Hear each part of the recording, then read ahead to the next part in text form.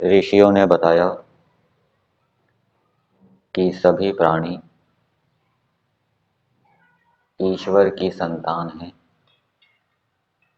ईश्वर के पुत्र हैं। जैसे पिता अपनी संतानों का सुख चाहता है, अपनी संतानों की उन्नति चाहता है, सुधार चाहता है, बिगाड़ नहीं चाहता, वैसे ही परमेश्वर भी सभी मनुष्यों का सुख चाहता है, उन्नति चाहता है। और जैसे पिता की संतानें सुखी होने पर, अच्छी होने पर, सुधरी हुई होने पर पिता को प्रसन्नता होती है, ऐसे ही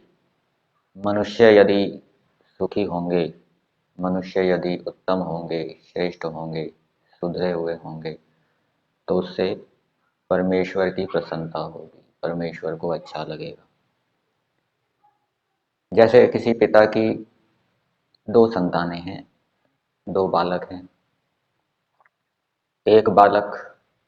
अच्छा है, सुधरा हुआ है, वो दूसरे बिगड़े हुए बालक को सुधारने का प्रयास करता है,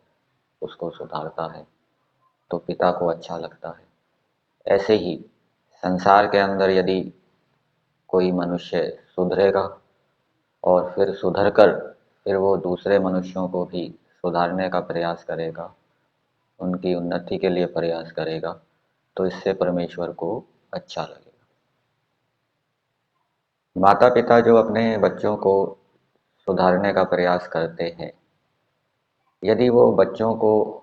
अपनी संतान ना माने, ईश्वर की संतान माने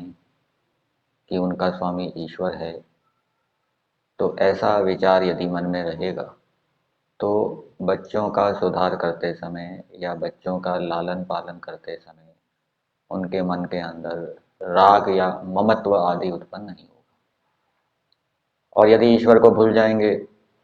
अपने को ही मानेंगे कि मैं इनका स्वामी हूँ, मैं इनका पिता हूँ, मैं इनका पालन करने वाला हूँ, ये मेरी संतान है, ये मेरे पुत्र हैं, तो ये विचार यदि मन के अंदर चलता रहेगा तो संतानों का पालन पोषण करते समय फिर मन में राग और ममत्व के भाव भी उत्पन्न होंगे, जो कि बंधन के दुखों का कारण बनेंगे। इसलिए माता पिता, गुरु आचार्य आदि को अपने संतानों का अथवा शिष्यों का सुधार करते समय, लालन पालन करते समय ये विचार बनाए रखना चाहिए कि ये ईश्वर की संतान है, ईश्वर इनका स्वामी है, ईश्वर इनका पालन करने वाला है। मैं तो केवल अपने कर्तव्य कर्मों का पालन कर रहा हूँ, ईश्वर ने हमें जो आज्ञा दी है हम उस आज्ञा का पालन कर रहे हैं। तो इस प्रकार से व्यक्ति अपने मन को क्लेशों से रहित रख सकता है, शुद्ध रख सकता है, और मन के शुद्ध होने से उसकी जो जीवन है वो भी क्या है, सुख में हो। और इसके लिए संकल्प भी लेना चाहिए कि मैं संसार के सब मनुष्य आदि प्राणियों को ईश्वर की संतान के रूप में देखूंगा, मैं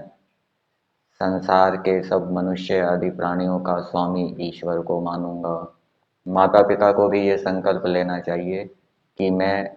इस संतान को ईश्वर का मानूंगा, कि ये ईश्वर की है, ईश्वर इनका स्वामी है,